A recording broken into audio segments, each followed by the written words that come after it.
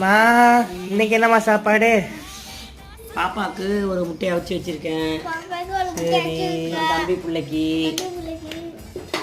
இது வந்து கொத்தரங்காய். சரி.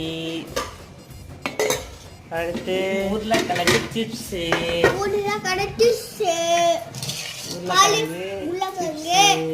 ஓகேவா?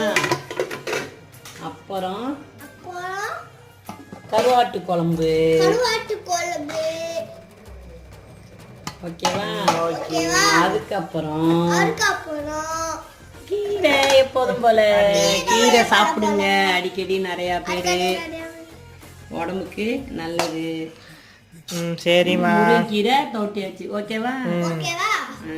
எல்லாம் சாப்பிட வாங்க. சொல்லுங்க, எல்லாம் பிடிச்சிருக்கா அவனுக்கு?